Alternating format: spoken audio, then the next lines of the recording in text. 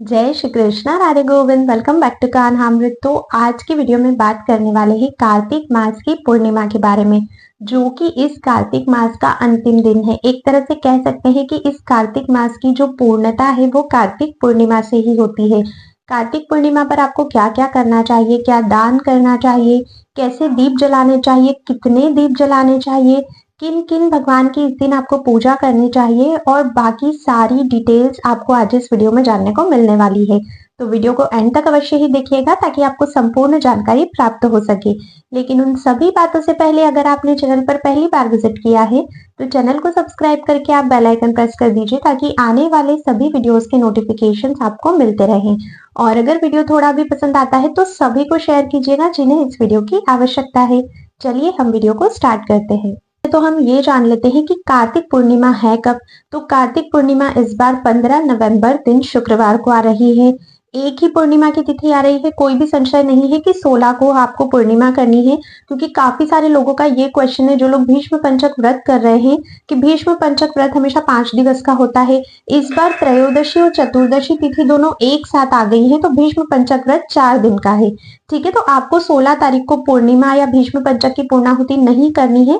ये कार्य आपको 15 नवंबर को ही करना है, क्योंकि कार्तिक पूर्णिमा इस बार 15 नवंबर की है और तिथि के अनुसार ही हम लोग व्रत करते हैं।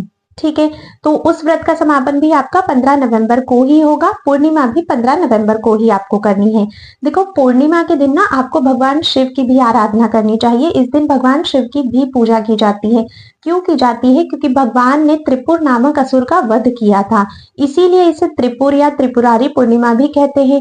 जब भगवान ने त्रिपुर नामक असुर का वध किया था तब सभी देवताओं ने दिवाली मनाई थी और वे सभी अत्यंत खुश हुए थे। सभी ने दीप प्रज्वलित किए थे, इसीलिए इसे देव दीपावली भी कहा जाता है। तो इस दिन भगवान शिव की भी हमें पूजा करनी चाहिए। कभी भी कर सकते हो, मॉर्निंग में या फिर आप लोग संध्या समय में, जैसा भी आपको सुटेबल रहता है। भगवान शिव की पूजा भी करनी ही करनी है।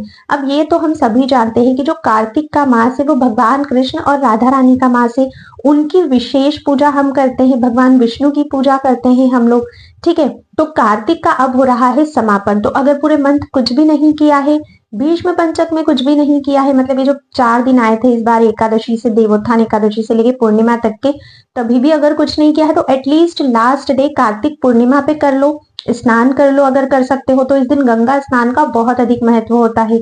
अगर गंगा जी में जाकर स्नान कर सकते हो तो बिल्कुल करिए। नहीं जा पाते हो तो घर के जल में ही गंगा जल मिलाकर आप लोग स्नान करिए। वो भी नहीं हो पाता है तो गंगा मैया का आवाहन करिए अपने घर के स्नान करने के जल में और फिर आप लोग स्नान करिए। लेकिन ये कार्य आपको ब्रह्म मुहूर्त में करना है, तारों की छाव में करना है, क्योंकि कार्तिक मास में जो स्नान का महत्व है वो तारों की छाव में होता है। तो देखो, पूरे मंथ तो अगर कुछ नहीं हुआ तो एक दिन तो आप थोड़ा सा कष्ट उठा लीजिए, इससे राधा गोविंद बहुत अधिक प्रसन्न होते हैं। तो एक दिन आप थोड़ा सा करके देख लीजिए। ठीक है, ठीक है, तो आप कार्तिक स्नान कर सकते हो। और जो भी कार्तिक के नियम होते हैं, जैसे दीप दान करना, इस दिन आप पीपल में, वट वृक्ष में, आंवले में, तुलसी जी में सभी दूर दीप दान कीजिए अगर आपने अभी तक नहीं किया है। अगर नियम लेके रखे हो तब तो आप करोगे ही, पर जिन लोगों ने नहीं किया है उनके लिए मैं स्पेशली कह रही हूँ कि वो लोग लास्ट डे एटलीस्ट सारी चीजें कर ले। ठीक है, आप चाहे तो संध्या समय पर दान कर सकते हो, दीप दान जो है। आप चाहे तो मॉर्निंग में भी कर सकते हो, जैसा भी आपको सुटेबल लगता है उस प्रकार से आपको करना रहता है। ठीक है, इसके बाद इस दिन ना दीपदान आपको नदी या सरोवर में भी करना चाहिए। जैसे गंगा जी, यमुना जी अगर मिल जाती है तो सर्वोत्तम है, या फिर कोई भी पवित्र नदी अगर आपके आसपास है तो वहां पर दीपदान कीजिए। अगर नहीं है तो घर पर ही आप गंगा जी या यमुना जी दीपदान कर सकते हो। वो कैसे कर सकते हो? एक बड़ा परात लेना, उस बड़े परात में या तो गंगा जल मिलाना या फिर आप यमुना जल मिलाना। ठीक है, गंगा जल और यमुना जल मिलाने के बाद उसमें गंगा मैया, यमुना मैया का आवाहन करना और फिर आप उसमें दीप छोड़ सकते हो। ये आपका गंगा यमुना दीपदान घर पर ही हो जाएगा। तो आप इस प्रकार से भी कर सकते हो। पूरे साल अगर कुछ नहीं करते हो तो पूरे साल के 365 बाती के दीपदान आप इस दिन कर सकते हो। ठीक है, 365 बाती का दीपदान कैसे करना है वो मैं ऑलरेडी वीडियो बना चुकी हूँ, उसका लिंक आपको डिस्क्रिप्शन बॉक्स में मिल जाएगा, आप उसे अवश्य ही चेकआउट करिएगा। तो 365 बाती का दीपदान अगर आप कार्तिक पूर्णिमा पे कर देते हो तो पूरे साल का रोज का एक दीपदान आपका काउंट हो जाता है। ठीक है, ज्यादा मेहनत नहीं है उसमें भी अवश्य ही करिएगा। अगर क्योंकि देखो साल भर तो कोई भी दीपदान नहीं करता है, बहुत कम कुछ ही ऐसे लोग होंगे जो साल भर में हर रोज दीपदान कर पाते होंगे। बाकी तो ऐसा किसी के लिए भी करना बहुत ही डिफिकल्ट हो पाता है, नहीं कोई भी कर पाता है। इवन मैं खुद भी नहीं कर पाती हूँ। तो ये भी हमारे लिए एक गोल्डन चांस है कि हम कार्तिक पूर्णिमा पे ये कार्य कर सकते हैं। तो आप 365 बाती का दीपदान कीजिए, 108 बाती के, बहुत से लोग तो 1008 बाती के दीपदान भी करते हैं। तो जैसी आपकी श्रद्धा है उस हिसाब से ही आपको वो कार्य करना चाहिए, ठीक है। कार्तिक पूर्णिमा पे दान का भी बहुत अधिक महत्व होता है। जो दान कर सकते हो कीजिए। देखो सबसे बड़ा दान होता है अन्नदान, तो अन्नदान तो अवश्य ही कीजिए जो आपकी सामर्थ्य है उस हिसाब से, ठीक है। हो सके तो आप तिल का दान भी कर सकते हो इस दिन, क्योंकि तिल को बहुत ही पवित्र माना जाता है और कार्तिक मास में तिल का बहुत अधिक महत्व भी होता है। तो आप चाहो तो तिल का दान कर सकते हो। इसके अलावा जो भी आपकी सामर्थ्य है उस हिसाब से कुछ ना कुछ दान अवश्य ही कीजिए। गौ माता की सेवा कीजिए अगर अब तक आपने नहीं की है। देखो कार्तिक मास ना बहुत पवित्र मास है। आपने खुद देखा होगा इस पूरे मंथ में कितने सारे पवित्र त्योहार आते हैं। दीपावली जो सबसे बड़ा त्योहार माना जाता है, धनतेरस, गोवर्धन पूजा, गोपाष्टमी, आंवला नवमी, छठ पूजा, मतलब कितने सारे फेस्टिवल्स आते हैं। शरद पूर्णिमा से ये स्टार्ट होता है, फिर करवा चौथ आती है, मतलब जितने भी फेस्टिवल्स है, बड़े बड़े जो त्योहार है वो सभी कार्तिक मास में आते हैं। इसी मास में भगवान ने उखल बंधन लीला की थी। इसी मास में तुलसी शालिग्राम विवाह होता है। इसी मास में राधा कृष्ण का विवाह ब्रह्मा जी ने भांडीर वन में किया था।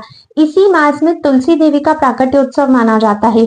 इसी मास में राधा कुंड और कृष्ण कुंड का प्राकट्योत्सव है, जब भगवान ने अरिष्टासुर का वध किया था, जिससे राधा कृष्ण कुंड का प्राकट्य हुआ था, वो भी इसी मास में आता है। अहोई अष्टमी का व्रत इसी मास में आता है। मतलब बहुत बहुत पवित्र है ये मास।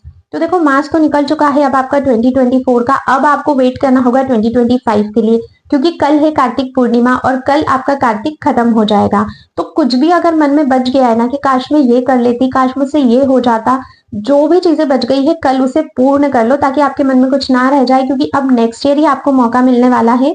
और कल किसने देखा है, तो बेस्ट है कि आप लोग कल जो दिन आ रहा है कार्तिक पूर्णिमा का, उस दिन जो भी आपके मन में है ना कि आप कार्तिक पे जो भी करना चाहते थे वो चीजें कर लो।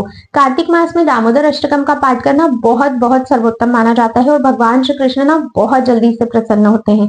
अब तक अगर नहीं किया है तो कल अवश्य ही दामोदर अष्टकम का पाठ करिए, गोपी गीत का पाठ करिए और राधा कृपा कटाक्ष स्तोत्र का पाठ करिए, क्योंकि कार्तिक मास हमारी राधा रानी को समर्पित है, ठीक है। ये 3 पाठ आपको अवश्य ही करने चाहिए। इसके अलावा जो भी आप कर सकते हो, चाहो तो विष्णु सहस्त्र नाम का पाठ भी आप लोग कर सकते हो। अब देखो ये तो बात हुई कार्तिक पूर्णिमा की कि कार्तिक पूर्णिमा पे कब क्या कैसे आपको करना चाहिए और सारी जानकारी। अगर सत्यनारायण भगवान का व्रत आप लोग करते हो, जो लोग पूर्णिमा का व्रत करते हैं, बहुत सारे लोग हैं जो सभी पूर्णिमा नहीं करते लेकिन कार्तिक पूर्णिमा का व्रत अवश्य ही करते हैं। व्रत कल ही करना है, ठीक है। व्रत में जो स्नान किया जाता है वो भी आपको कल ही करना है, ठीक है। तो ये तो संपूर्ण बात हुई पूर्णिमा की। अब एक और बात करते हैं जो कि ब्रिज वृंदावन के लिए बहुत बहुत अधिक महत्वपूर्ण है। देखो हम लोग तो उपासना हमेशा ब्रिज भाव में ही करते हैं। ब्रिज परिकर के गुरुजनों के पीछे चलकर ही हम लोग राधा कृष्ण की सेवा करते हैं और राधा कृष्ण की खुशी से बढ़कर हमारे लिए कुछ भी नहीं है। क्या आप लोगों को पता है कल के दिन ऐसा क्या हुआ था जिससे जितने भी ब्रिज के भक्त हैं, जितने भी राधा कृष्ण के भक्त हैं, वे सभी के लिए कल का दिन बहुत ही बड़ा है।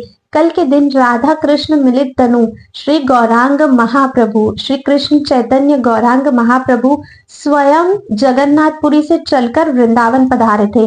कल महाप्रभु के वृंदावन आगमन की तिथि है। वृंदावन में इसे बहुत ही उत्साह के साथ मनाया जाता है। एक तरह से कह सकते हैं कि वृंदावन के प्राकट्योत्सव की तिथि है, क्योंकि जब तक श्रीमन महाप्रभु जी नहीं आए थे उसके पहले जो ब्रिज वृंदावन है वो पूरी तरह से लुप्त हो चुका था।